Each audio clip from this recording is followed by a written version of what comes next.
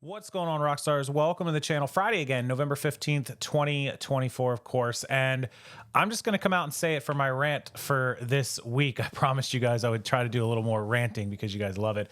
You all and your eBay prices drive me insane. If you're new to this channel or you're a new eBay seller and you don't know, I do audits, reviews, eBay coaching, store coaching. I do all that sort of stuff for people on the side. And I've done hundreds and hundreds of stores in the last couple of months. And I promise you guys, listen, I see it all. I see every mistake you can think of. Typos, spelling, terribly blurry pictures with feet in them. I see every mistake you could see, and I see it from all different types of people. But the thing I see over and over again is pricing. Like the pricing I see in the majority of stores is people being super shooting for the stars, like being hopeful, right? Like I see $300 Beanie Babies and I'm like, why? Why are Beanie Babies priced at $300? Well, I know the $3,000 ones are fake, but I still think they're $300 because there's some other ones. They're a $20 Beanie Baby, a $10 Beanie Baby, $5, right? I see a pair of jeans today, 125 bucks on sale for $100. I go and look at them. They are, and I want people, I'm going to tell you what they are. I want you to pause this video when I tell you what they are. I want you to go search for this item, sort it, and come back and tell me if I'm right or wrong on this. So they're on sale. They're at $100 is what the listing was. And I went and looked them up. They are Levi's. They're men's Levi 540s, used. They are vintage. They're from, I believe, the 90s, and they're a size 32. And so you go search that. I actually have it up on the screen right here. They're on the screen right here. You can't see it, but I promise I have them searched for. And I sorted them and used men's Levi 540 jeans size 32. There's 97 pairs active, and I sorted them by the highest priced. Under used, make sure you go to used. The highest price is $55. And they did charge shipping on that, $8. And then it drops down to $50. And then it drops down into the 40s and then the 30s. I believe over half of these used 540s are under 30 bucks, 30, 35 or less. Customer prices them at $100. They're not selling.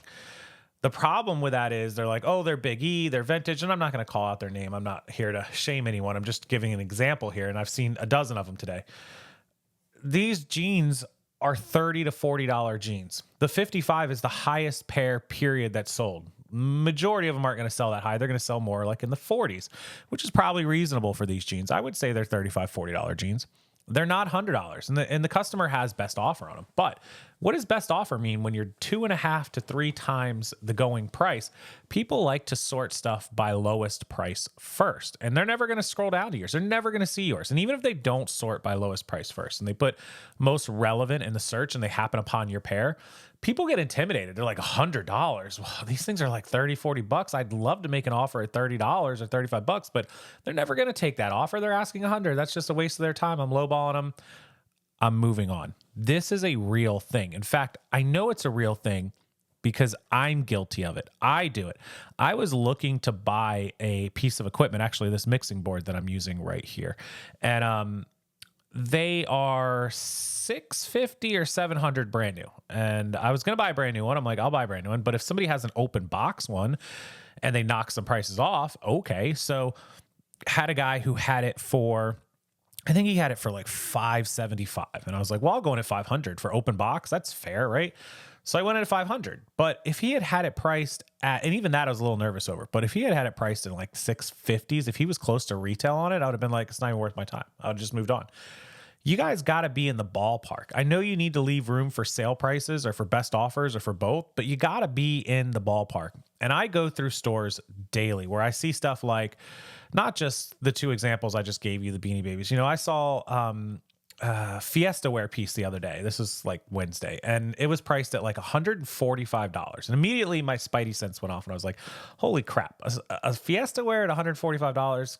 Guys, yeah, there's some vintage stuff that's worth a lot. But I looked this piece up, and before I even had it up, and this is just from experience, but I could tell.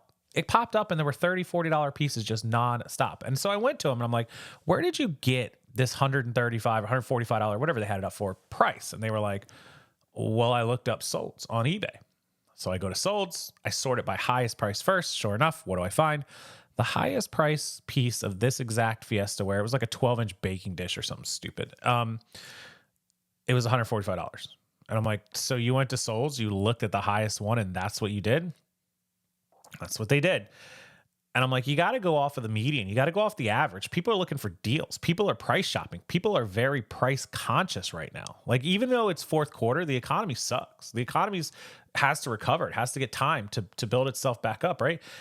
People are not going in and looking at the first one they see and just clicking buy, even though it's the holidays. They're being very, very frugal, and you have to keep that in mind. And I'm never going to advocate for racing to the bottom or giving stuff away, but I am telling you that people are price shopping. They're lowest price first. They're making offers on the lower ones. They're going around and making multiple lowest offers to all kinds of different people. They don't care about eBay's rules about paying for it or it being a binding contract. They're just trying to save money.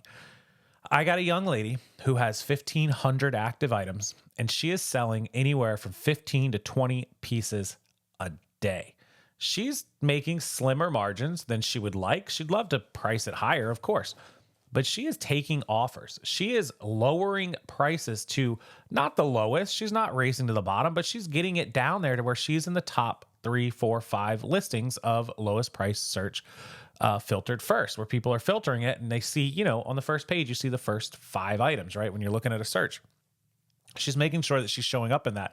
And yeah, she's still doing best offer. She's still doing, running sales on stuff and getting things down in that layer. But what she's also finding is when you do get yourself down as the lowest price, people don't want to make an offer and lose the opportunity to get it for what they see is already one of the lowest prices. You will sell stuff. She sells stuff at full price all the time because she comes in at a fair price. Something to think about, guys. Pricing is such a huge mistake. People are attached. When I say don't be married to your inventory, you hear me say that all the time. People are attached. They're pricing it because it's almost like they don't want to sell it. They're like, $80. I don't want to sell. Are you a seller or are you a storage unit? Do you want to sell this stuff? And my worst thing is, like, I get it. I've got a guy that sells trains. He pays $200 for a piece, like really nice train stuff. And he lists it for $300. After fees and shipping, he's only going to get $250. He makes $50. He really doesn't have the room to be, coming down on those prices. The pieces are worth what they're worth, and he'll wait it out. Fine. I'm happy with what he's doing. But this is somebody who paid $4 for a pair of jeans, who's trying to sell it for $100 and make that come up. But sell it for $40. You paid $4, right? Like, after your shipping and your fees, you're going to be at 14, 30, 26, $27. You paid $4. Or you can continue to store those pair of jeans for the next 6 months or year, or however long they've been up. Or in that same time frame, you could sell 100 items that all made you $14 or $20, and bam, instead of not having that money. And you could keep turning that money. People have to beg for sales right now. It's hard enough to make a sale as it is. Don't fight against yourself. Sell stuff. If people want to buy your stuff, sell it. Make a deal. Write a nice message in the offer when you send it out, or when you accept it, or when you counter offer. Tell them why. Hey, I just listed this. They're super popular. I've got free shipping on it. I'm happy to make a deal with you. I'd love to get this done today. Whatever you have to write. Like, don't write them a novel. Nobody wants to read a novel, but write 1 or 2 sentences. I do it all the time. I'm like, hey, appreciate the offer on the remote. It's $40. You offered $20. I'd be happy to meet in the middle at $30. I'm giving you free shipping. Let's make a deal. Bam. Guess what? 5 minutes later, sold and paid. Make a deal with people. I paid $1 for the remote. I sold it for $30. I don't need to get 40 out of it. I'd love to get 40. The most, that I can get, but I'm taking that 30 and I'm running with it. And that's why sales keep rolling in. The more items you sell too, it'll snowball your account. Your account will see good activity, and you'll keep getting offers, and you'll keep getting more sales. So stop shooting yourselves in the foot over pricing. Stop being attached. Stop being married to the inventory.